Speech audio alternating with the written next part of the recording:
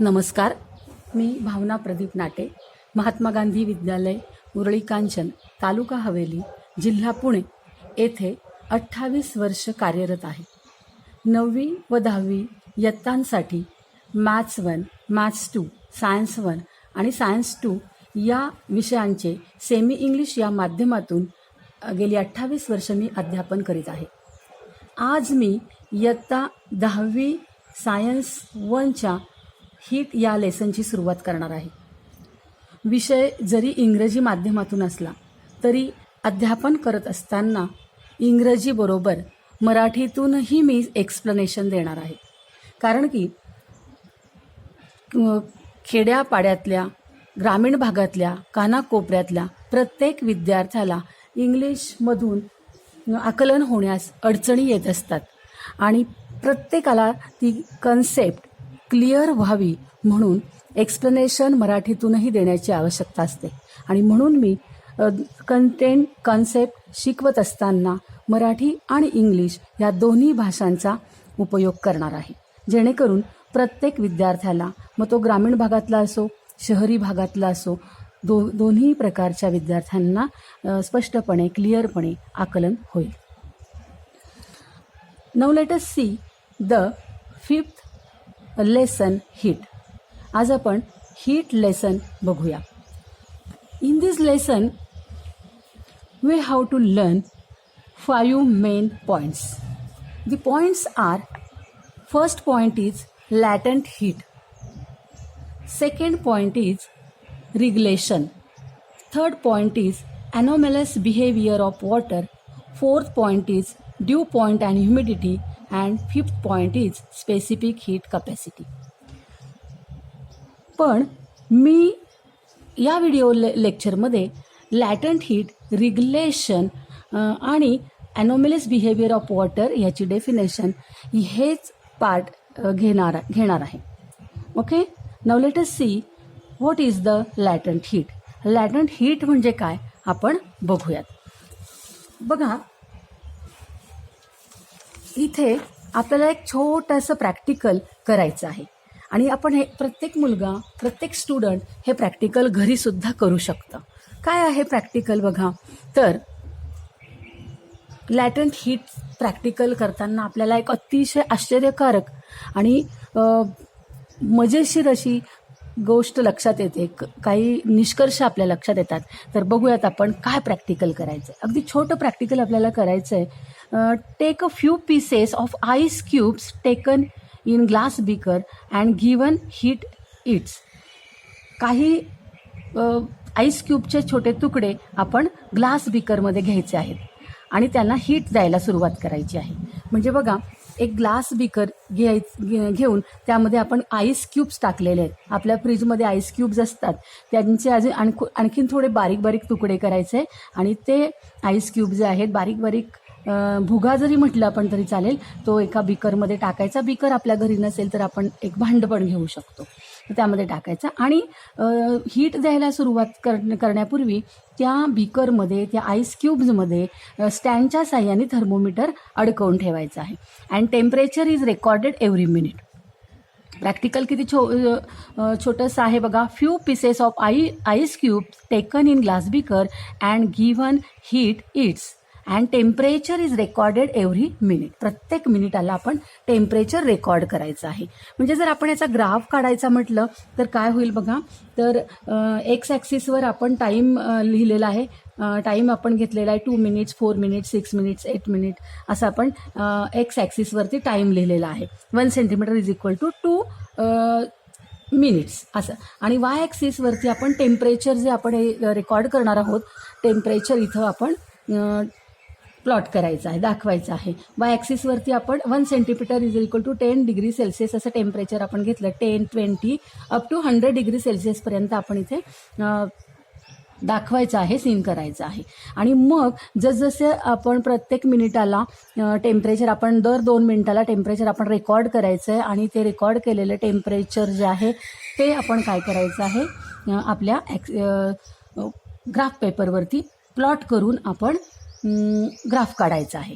तर बघूयात आपण आधी आपण बघूया की ऑब्झर्वेशन्स काय आहेत, मग कन्क्लुजन काय आहे आणि आपल्याला ग्राफ कशा प्रकारे मिळतो हे आपण बघणार आहोत. बघा, परत एकदा सांगते, प्रोसिजर अशी आहे. Few pieces of ice cubes taken in glass beaker and given heat it's and temperature is recorded every minute. Then observations are the temperature of the mixture remains 0 degree Celsius till the ice melt completely. बघा, अतिशय आश्चर्यकारक असं आपल्या लक्षात येईल की जसजसं पहिलं ऑब्झर्वेशन बघा, जसजसं आपण ह्या आईस क्यूब्सला इकडनं हीट देतो आहोत तर ही सगळी हीट ह्या बीकरमध्ये असलेल्या आईस क्यूब्सला मिळते. तर जनरली आपल्याला माहिती आहे की जर आपण कुठल्याही सबस्टन्सला जर हीट दिली तर त्या सबस्टन्सचं टेम्परेचर हे काय होत जातं, इन्क्रीज होतं जातं. हे सगळ्यांना माहिती आहे, छोट्या मुलांना सुद्धा सांगता येईल की एखाद्या वस्तूला जर आपण हीट दिली तर त्या वस्तूचं टेम्परेचर वाढत जातं. ओके, बट इथे काय होतं की आपण आईसला जर टेम्परेचर देतो आहोत आणि थर्मोमीटरमध्ये आपण त्या टेम्परेचर रेकॉर्ड करत आहोत, आपण ह्या आईसला हीट देतो आहोत, त्याला टेम्परेचर मिळतं आहे, हीट मिळतं आहे. पण आश्चर्य असं आहे की हा जो थर्मोमीटर आहे, या थर्मोमीटरचा जो मर्क्युरी आहे, पारा आहे, तो वरती चढताना दिसतच नाही. तो 0 डिग्री सेल्सिअसवरच दिसतो आपल्याला, कारण की आईस क्यूबचं टेम्परेचर 0 डिग्री सेल्सिअस, आईसचं टेम्परेचर, बर्फाचं टेम्परेचर 0 डिग्री सेल्सिअस असतं. त्यामुळे स्टार्टिंग टेम्परेचर 0 डिग्री सेल्सिअस असणार आहे. पण आपण कितीही हीट दिली तरीसुद्धा या आईसचं जे टेम्परेचर आहे ते वाढताना दिसत नाही.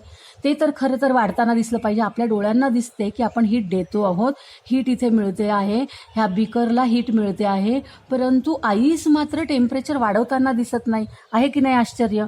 असं कुठपर्यंत, किती वेळपर्यंत ह्या आईसचं टेम्परेचर 0च दिसतं? तर जोपर्यंत या बीकरमध्ये असलेल्या सगळ्या आईसचं वॉटरमध्ये कन्व्हर्जन होत नाही तोपर्यंत टेम्परेचर हे कॉन्स्टंट दिसतं, 0 डिग्री सेल्सिअस दिसतं. म्हणजे काय, the temperature of the mixture remain 0 degree Celsius till the ice melt completely. Ice completely melt होईपर्यंत टेम्परेचर 0 डिग्री सेल्सिअस असतं या मिक्सचरमध्ये. मिक्सचर कोणाचं आहे इथे? आईस आणि वॉटर, म्हणजे इथे आईस पण आहे, वॉटर पण आहे. संपूर्ण वॉटरमध्ये जेव्हा जाईल तेव्हा त्याचं टेम्परेचर चेंज होताना दिसतं. तर पहिलं ऑब्झर्वेशन तुम्हाला समजलं की the temperature of the mixture remain 0 degree Celsius till the ice melt completely.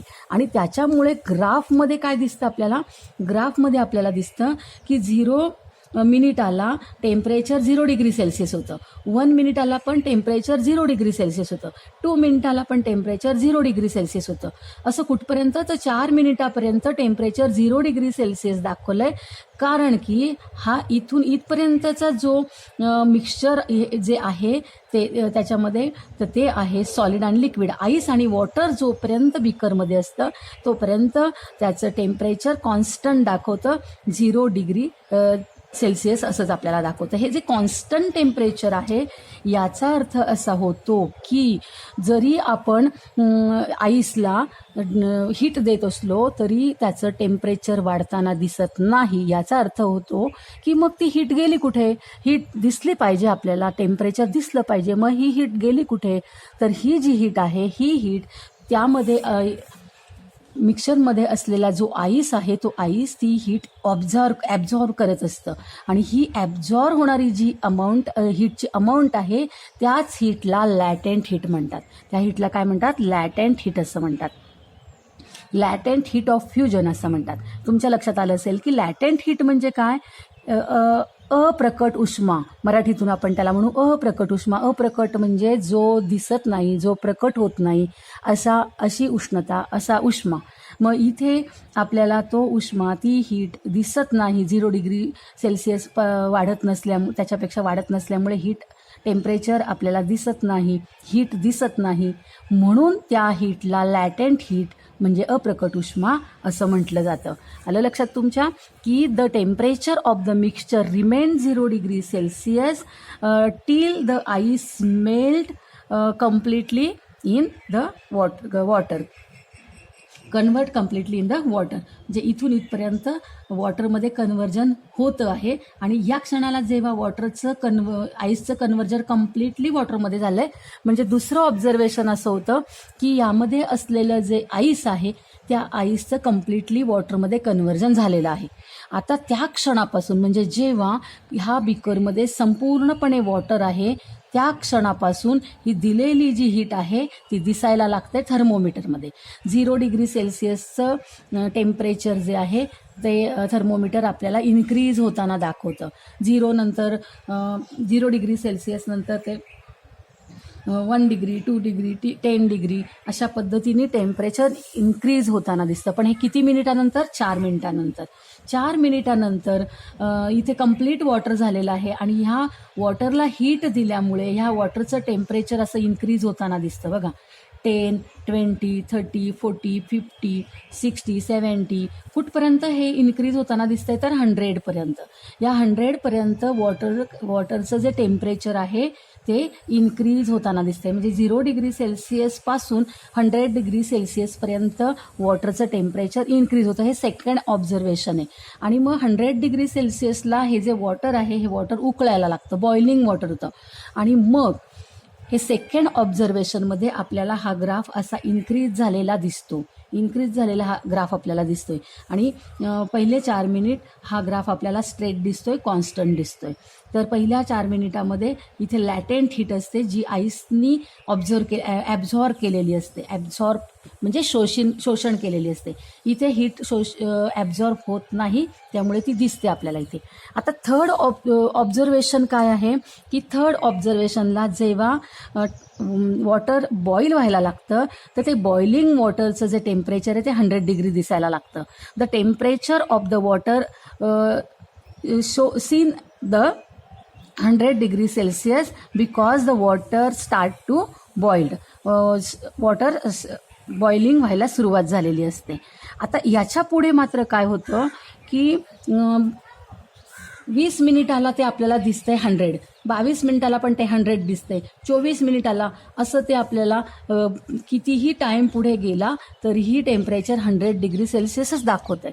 पण आपण तर हीट देतो आहोत. हीट देत असलो तरी देखील टेम्परेचर आपल्याला वाढताना दिसत नाही. ते 100 डिग्री सेल्सिअसला कॉन्स्टंट राहताना दिसते. का? कारण की इथे जे बॉइलिंग वॉटर आहे ह्या बॉइलिंग वॉटरचं स्टेट चेंज व्हायला लागतं. बॉइलिंग वॉटर व्हेपरमध्ये जायला लागतं. आणि मग या बिकरमध्ये जे बॉइलिंग वॉटर आहे ते कम्प्लिटली व्हेपरमध्ये कन्व्हर्ट होईपर्यंत हे टेम्परेचर 100 डिग्री सेल्सिअस जातं. म्हणजे स्टेट बदलताना, अवस्था बदलताना वॉटरचं व्हेपरमध्ये म्हणजेच लिक्विडचं गॅसमध्ये कम्प्लिटली कन्व्हर्जन होईपर्यंत हीट जी आहे ती ॲब्झॉर्ब केली जाते वॉटरकडनं. आणि त्या ॲब्झॉर्ब केलेल्या हीटलाच काय म्हणतात? लॅटेंट हीट असं म्हणतात. म्हणजे इथे आपल्याला 2 वेळा टेम्परेचर कॉन्स्टंट दिसतं. आईसचं वॉटरमध्ये कन्व्हर्जन होताना आणि वॉटरचं व्हेपरमध्ये कन्व्हर्जन होताना हीट कशी दिसते आपल्याला? कॉन्स्टंट ॲब्झॉर्ब केलेली दिसते, टेम्परेचर कॉन्स्टंट दिसतं. तर त्या हीटला काय म्हणतात? मग लॅटेंट हीट म्हणतात. लॅटेंट हीट कधी असते? लॅटेंट हीट म्हणजे काय? तर अप्रकट हीट ही कधी असते? जेव्हा मॅटर जे आहे ते एका स्टेटमधून दुसऱ्या स्टेटमध्ये कन्व्हर्ट होत असतं तेव्हा जी हीट दिली जाते ती हीट ॲब्झॉर्ब केली जाते आणि त्या ॲब्झॉर्ब केलेल्या हीटलाच लॅटेंट हीट असं म्हणतात. तर बघा 3 ऑब्झर्वेशन परत एकदा बघूया. पहिलं ऑब्झर्वेशन आपल्याला दिसतंय the temperature of the mixture remain 0 degree Celsius till the ice melt completely after conversion. दुसरं ऑब्झर्वेशन बघा after conversion of all the ice into water the temperature of water starts rising and reaches 100 degree Celsius. 100ला ते पोहोचतं. आणि तिसरं observation आहे the temperature of the water remain constant 100 degree Celsius till all water converts into steam. पूर्ण water हे स्टीममध्ये वाफेमध्ये convert होईपर्यंत 100 degree Celsius ते टेम्परेचर कॉन्स्टंट राहतं. तर यालाच काय म्हणतात? मग हे कन्क्ल्युजन आपण आत्ता बघितलेलंच आहे की काय होतं जेव्हा the ice absorb heat energy at 0 degree Celsius till the ice melt completely. Ice काय करतं? हीट एनर्जी ॲब्झॉर्ब करतं 0 डिग्री सेल्सिअसला जोपर्यंत कम्प्लीट आईट मेल्ट होत नाही. आणि the water absorb heat energy at 100 degree Celsius till the water convert into gaseous completely. आणि water सुद्धा heat absorb करतो केव्हा? जेव्हा 100 डिग्री सेल्सिअसला जेव्हा वॉटर गॅसियसमध्ये कन्व्हर्ट व्हायला लागतं कम्प्लिटली कन्वर्ट होत नाही तोपर्यंत वॉटर काय करत असतं, हीट ॲब्झॉर्ब करत असतं. आणि ह्याच हीटला the amount of heat energy absorb at constant temperature is called latent heat. आणि ह्या ॲब्झॉर्ब केलेल्या हीटलाच लॅटंट हीट असं म्हणतात. तर लॅटंट हीट म्हणजे काय, तर जी हीट मॅटरकडून ॲब्झॉर्ब केली जाते त्या हीटला लॅटंट हीट म्हणतात. पण आपण इथं बघितलं की 2 वेळा हीट ॲब्झॉर्ब केलेली आहे, एकदा आईसचं वॉटरमध्ये कन्व्हर्जन होताना आणि एकदा बॉइलिंग वॉटरचं व्हेपरमध्ये कन्व्हर्जन होताना. म्हणजे स्टेट कम्प्लिटली चेंज होत असताना आपल्याला हीट ॲब्झॉर्ब झालेली दिसते. तर हे 2 लॅटंट हीट आहेत.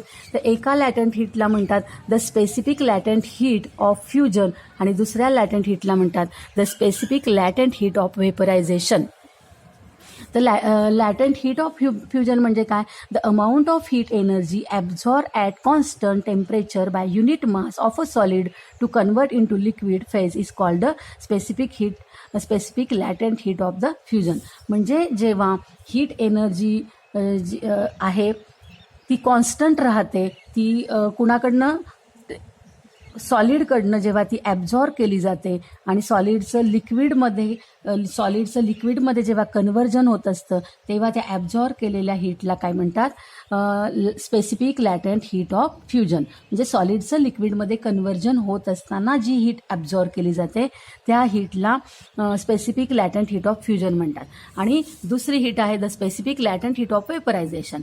इथे जेव्हा लिक्विडचं गॅसियस स्टेटमध्ये कन्व्हर्जन होत असतं त्यावेळेस जी हीट ॲब्झॉर्ब केली जाते त्या हीटला म्हणतात specific latent heat of vaporization. The amount of heat energy absorb at constant temperature by unit mass of a liquid to convert into gaseous phase is called the specific latent heat of vaporization. तर student, तुम्हाला latent heat म्हणजे काय समजलं? Did you understand?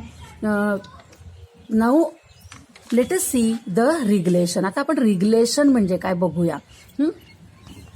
आता हा सुद्धा एक मजेशीर असा आश्चर्यकारक असा एक फिनॉमेनन आहे, घटना आहे.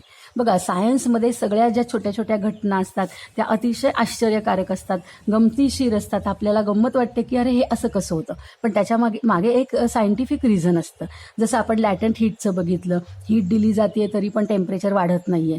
तसंच आपण रेग्युलेशनमध्ये बघू. तुम्ही बघा, लहानपणी, म्हणजे तुम्ही अजून लहानच आहात, आत्तासुद्धा तुम्ही बऱ्याचदा तुम्ही बर्फाचा गोळा खाल्ला असेल तर, किंवा तुम्ही घरीसुद्धा बर्फचे 2 क्यूब फ्रीजमध्ये काढून एकमेकांवर दाबून बघितले असतील तर तुमच्या असं लक्षात येतं की 2 तुकडे एकमेकांवर प्रेस केल्यानंतर त्याच्यानंतर काही वेळानंतर एकच त्याचा तुकडा तयार झालेला असतो. तर का असं होतं मग की बर्फाचा गोळा, जो बर्फाचा गोळा देणारा माणूस असतो तो बर्फ किसतो आणि एका काडीला तो बर्फाचा किस असा दाबतो आणि त्याचा पुन्हा एक काय होतो, एक सलग गोळा तयार होतो.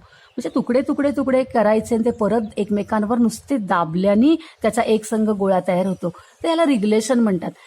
का होतं असं, त्याच्यामागे नेमकं सायंटिफिक कारण काय आहे, रिझन काय आहे ते आपण बघणार आहोत. बघा, if 2 small pieces of ice are taken and press against each other for a while they stick to each other, this phenomenon named as regulation. 2 बर्फाचे तुकडे आपण एकमेकांवरती प्रेस केले थोड्या वेळाकरता आणि सोडून दिले तर नंतर आपल्या लक्षात येतं की ते स्टिक टू इच अदर, ते एकमेकांना चिकटलेले आहेत. आणि ह्या घटनेला काय म्हणतात, रिग्युलेशन म्हणतात. तर रिग्युलेशनची डेफिनेशन आपल्याला काय करता येईल, the phenomenon in which the ice convert to liquid due to applied pressure and reconverts to ice once the pressure is removed is called regulation. म्हणजे की आईस जेव्हा लिक्विडमध्ये कन्व्हर्ट करायचा असतो तेव्हा आपण हीट देतो, हे तुम्हाला माहिती आहे. पण अजून एका वेळेस आईसचं लिक्विडमध्ये, वॉटरमध्ये कन्व्हर्जन होऊ शकतं जर आपण आईसला प्रेस केलं. जर आईसला प्रेस केलं तर आईस काय होतं, आईसमधून लिक्विडमध्ये त्याचा कन्व्हर्जन होतं. Ice convert to liquid due to applied pressure applied केल्यामुळे बर्फाचं पाण्यामध्ये रूपांतर होतं. आणि पुन्हा आपण तयार झालेलं पाणी जे आहे ते परत बर्फामध्ये कन्व्हर्ट करू शकतो प्रेशर जे दिलेलं आहे ते काढल्यानंतर. And reconverts to ice once the pressure is remove. आणि पुन्हा आपण पाणी हे आईसमध्ये रिकन्वर्ट करतो जेव्हा आपण प्रेशर रिमूव्ह करतो, प्रेशर काढून घेतो.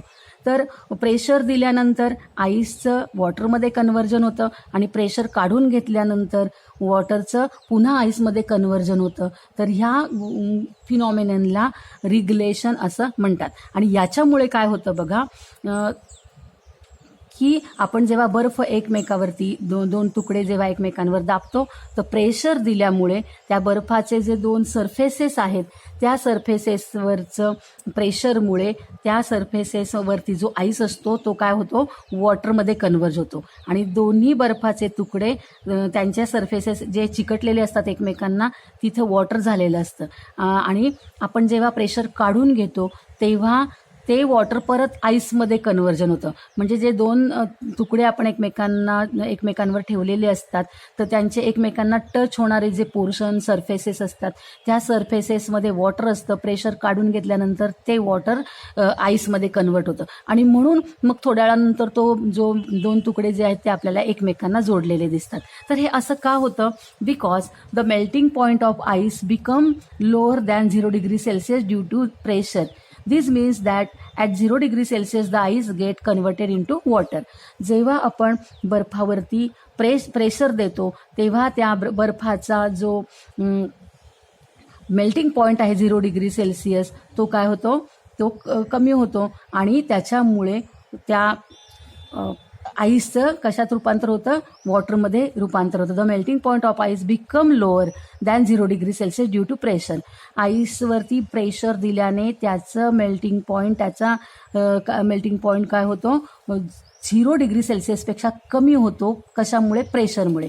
आणि त्याच्यामुळे त्या वॉटर त्या बर्फाचं पाण्यामध्ये रूपांतर होतं. आणि त्याच्यानंतर लगेच आपण जेव्हा प्रेशर काढून घेतो, as soon as the pressure is remove the melting point is restore to 0 degree Celsius.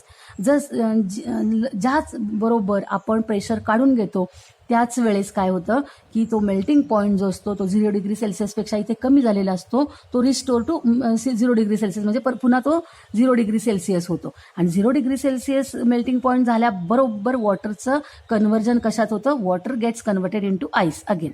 म्हणजे प्रेशर दिल्यामुळे आईसचं मेल्टिंग पॉईंट 0पेक्षा कमी होतो म्हणून तो वॉटरमध्ये जातो. आणि प्रेशर काढून घेतल्यानंतर त्याचं जे मेल्टिंग पॉईंट आहे तो पुन्हा 0 डिग्री सेल्सिअस होतो आणि त्याच्यामुळे तयार झालेलं वॉटर परत आईसमध्ये कन्व्हर्ट होतं. आणि म्हणून तिथं दोन तुकडे जे आहेत ते एकमेकांना स्टिक होतात. तर इथे बघा की इथे एक तुम्ही बघत असाल की इथे आपण एक डायग्रॅम काढलेली आहे. तर ही पण खूप मजेशीर डायग्रॅम आहे. जसं आपण उदाहरण बघितलं की फ्रीजमधले 2 बर्फाचे तुकडे, त्याचबरोबर बर्फाचा गोळा जो आहे तो किस जो असतो बर्फाचा तो एका काडीवरती दाबल्यानंतर त्याचा एक गोळा सलग तयार होतो. त्याचप्रमाणे हे बघा एक टेबलवरती बघा एक हा तुम्हाला स्लॅब दिसतो आहे. हा बर्फाचा स्लॅब आहे म्हणजे बर्फाची लादी आहे. ही तुम्ही बऱ्याचदा बर्फाच्या लाद्या बघितल्या असतील. तर अशी ही एक बर्फाची लादी म्हणजे स्लॅब म्हणतो आपण त्याला इंग्लिशमधनं. तर हा बर्फाचा जो स्लॅब आहे, स्लॅब जो आहे तो एका टेबलवरती ठेवलेला आहे. आणि टेबलवरती ठेवून बघा हे काय आहे, तर एक अशी बारीक अशी टणक अशी एक वायर जी आहे, मेटल धातूची मेटल वायर, समजा आपण कॉपर वायर म्हणूया, ही कॉपर वायर अशी इथं ठेवलेली आहे, अशी मोठी लांब लचक. आणि त्या बर्फावरती ती ठेवली आणि दोन्ही बाजूला, टेबलच्या दोन्ही बाजूला ती सोडून दिली. आणि नुसती सोडली नाही तर त्या दोन्ही बाजूला काय लावलंय, मोठे मोठे वेट्स लावलेले आहेत. आता हे वेट लावल्यामुळे काय होणार आहे की ह्या वेटमुळे ह्या ग्लास स्लॅबवरती काय पडणार आहे, या ग्लास स्लॅबवरती प्रेशर पडणार आहे. इथून असा ह्या वायरचा प्रेशर ह्या स्लॅबवरती पडणार आहे. आता तुम्हाला आत्ताच आपण शिकलो की रिग्लेशनमध्ये काय होतं की हा प्रेशर जो आहे, ह्या स्लॅबवरती जो प्रेशर पडतो आहे, असा प्रेशर इथे खाली पडतो आहे. तर ह्या प्रेशरमुळे काय होतं की ह्या बर्फाचा जो मेल्टिंग पॉईंट आहे 0 डिग्री सेल्सिअस तो काय होतो, कमी होतो. आणि तो कमी झाल्यामुळे इथला या सरफेसचा जो बर्फ आहे, आईस आहे, तो काय व्हायला लागतो, मेल्ट व्हायला लागतो. आता इथला आईस मेल्ट झाल्यामुळे ही वायर खाली सरकते. म्हणजे हा बर्फ इथे वितळतो आणि ही इथे वितळल्यामुळे ही वायर थोडी खाली सरकते. आणि खाली सरकल्यानंतर पुन्हा खाली प्रेशर होतं आणि पुन्हा थोडी आणखीन ती खाली सरकते. पण त्याचबरोबर ही वायर थोडी खाली सरकली की ह्या वायरच्या वरचा, या तारेच्या वरचा जो बर्फ आहे त्याच्यावरचा प्रेशर रिमूव्ह झालेला असतो. प्रेशर जसा की रिमूव्ह होतो तसा लगेच त्या बर्फाचा जो मेल्टिंग पॉईंट आहे तो पुन्हा 0 डिग्री सेल्सिअस होतो. आणि 0 डिग्री सेल्सिअस मेल्टिंग पॉईंट झाल्याबरोबर लगेच हा तारेच्या वरचा जो बर्फ आहे, वॉटर आहे, ते बर्फामध्ये कन्वर्ट होतं. म्हणजे तार जरी खाली गेली तरी लगेच पुढच्या क्षणाला वरती बर्फ तयार होतो. आणि अशा पद्धतीने ही तार खाली खाली जात राहते आणि वरती बर्फ तयार होत राहतो. आणि शेवटी ही तार ह्या बर्फातून खाली जाते, टेबलवरती येते. पण ही तार ह्या बर्फाला चिरून, बर्फाला कापून जरी खाली गेलेली असली तरी आपण बघतो की हा बर्फाचा तुकडा बर्फ मात्र 2 तुकडे न होता सलग दिसतो. म्हणजे बघितलं तर किती गमतीची गोष्ट आहे, आश्चर्याची गोष्ट आहे. ही बर्फ कापून तार खाली गेलेली आहे पण तरी बर्फाचे 2 तुकडे झालेले नाहीत. तर त्याचं कारणच असं आहे की रेग्युलेशन. प्रेशरमुळे आईसचं मेल्टिंग पॉईंट 0 डिग्री सेल्सिअसपेक्षा कमी होतो, ते वॉटरमध्ये कन्वर्ट होतं. आणि प्रेशर काढून घेतलं की परत त्याचं melting point 0 degree Celsius restore होतो आणि पुन्हा त्या वॉटरचं आईसमध्ये कन्व्हर्जन होतं. आणि ह्या फिनॉमिननमुळे ही तार खाली जाते आणि याला आपण रेग्युलेशन म्हणतो. तर तुम्हाला रेग्युलेशन म्हणजे काय समजलं का? Did you understand? Got it? तुम्हाला रेग्युलेशन म्हणजे ही आश्चर्यकारक फिनॉमिनन, नंतर लॅटंट हीट आश्चर्यकारक फिनॉमिनन, हे दोन्ही तुम्हाला समजल्या. आता आपण आणखीन एक भन्नाट अशी आश्चर्यकारक फिनॉमिनन बघणार आहोत. त्याची फक्त डेफिनेशनच होणार आहे आपली शिकून. नेक्स्ट पिरियडला आपण त्याचे सगळं प्रॅक्टिकल वगैरे बघूया. तर अनॉमलस बिहेवियर ऑफ वॉटर ही फिनॉमिनन आपण आता बघणार आहोत. बघा, तुम्हाला माहिती की कोणताही पदार्थ हीट केल्यानंतर त्याचं तो काय होतो, तो एक्सपांड होतो. म्हणजे वॉटरला जर आपण हीट दिली तर ते काय होतं, एक्सपांड होतं. आणि जर आपण त्याला थंड केलं वॉटरला तर ते काय होतं, कॉन्ट्रॅक्ट होतं. एक्सपांड होतं म्हणजे काय, ते असं त्याचं व्हॉल्यूम वाढतं आणि कधी हीट दिल्यावर. आणि जर समजा वॉटरला आपण थंड केलं तर त्याचं जे व्हॉल्यूम आहे ते काय होतं, कमी होतं, तो कॉन्ट्रॅक्ट होतो. हे जनरली असं घडतं, हे कोणत्याही पदार्थात घडतं. म्हणजे ही टेंडन्सी आहे पदार्थाची, हीट दिल्यामुळे एक्सपांड होणे आणि कूल केल्यामुळे कॉन्ट्रॅक्ट होणे. पण एका विशिष्ट असं जे वॉटर आहे, हे बिहेवियर पाळत नाही. अनॉमिलस बिहेवियर ऑफ वॉटर म्हणजे बिहेवियर म्हणजे वर्तन, आणि अनॉमिलस म्हणजे असंगत. तर हे जे वर्तन आहे, हे वर्तन 0 डिग्री सेल्सिअस टू 4 डिग्री सेल्सिअसचं वॉटर ऐकत नाही. 0 डिग्री सेल्सिअस टू 4 डिग्री सेल्सिअसचं वॉटर कसं वागतं, तर बघा, जर आपण 0 डिग्री सेल्सिअसच्या वॉटरला हीट दिली तर 0 डिग्री सेल्सिअसच्या वॉटरला हीट दिल्यानंतर खरं तर ते काय झालं पाहिजे, ते एक्सपांड झालं पाहिजे. पण ते एक्सपांड व्हायच्या ऐवजी काय होतं, कॉन्ट्रॅक्ट होतं. म्हणजेच water however show a special and exceptional behaviour if we heat water from 0 degree Celsius up to 4 degree Celsius it contracts instead of expanding. ते कॉन्ट्रॅक्ट होतं एक्सपांड होण्याच्या ऐवजी. आणि म्हणजेच आपल्याला हे काय दिसतं की वॉटर जे आहे त्याचं हे वर्तन कसं आहे, अनॉमिलस आहे. अनॉमिलस बिहेवियर आहे म्हणजे पाण्याचं असंगत आचरण म्हणजे नियमबाह्य आचरण. जो नियम आहे की हीट दिल्यानंतर एक्सपांड होणे आणि थंड केल्यानंतर कॉन्ट्रॅक्ट होणे, हा नियम 0 डिग्री सेल्सिअस टू 4 डिग्री सेल्सिअसचं वॉटर पाळत नाही. आणि म्हणून या वॉटरला अनॉमिलस बिहेवियर ऑफ वॉटर म्हणतात, किंवा या फिनॉमिननला अनॉमिलस बिहेवियर ऑफ वॉटर म्हणतात. The behaviour of water between its temperature from 0 degree Celsius to 4 degree Celsius is called anomalous behaviour of water because if we the heat water from 0 degree Celsius to 4 degree Celsius it contracts instead of expanding. And if we cool the water 4 degree Celsius to 0 degree Celsius, the water is expand instead of contract. And this is the phenomenon anomalous behavior of water. तर student, तुम्हाला अनॉमिलस behaviour of water म्हणजे काय समजलं? Student, तुम्हाला आजचा video lecture कसा वाटला, आवडला का? जर तुम्हाला आवडला असेल तर माझं भावना नाटे हे चॅनल आहे, त्याला तुम्ही सबस्क्राईब करा आणि त्या चॅनलवरती सगळे व्हिडिओज पण तुम्हाला बघायला मिळणार आहेत. थँक्यू.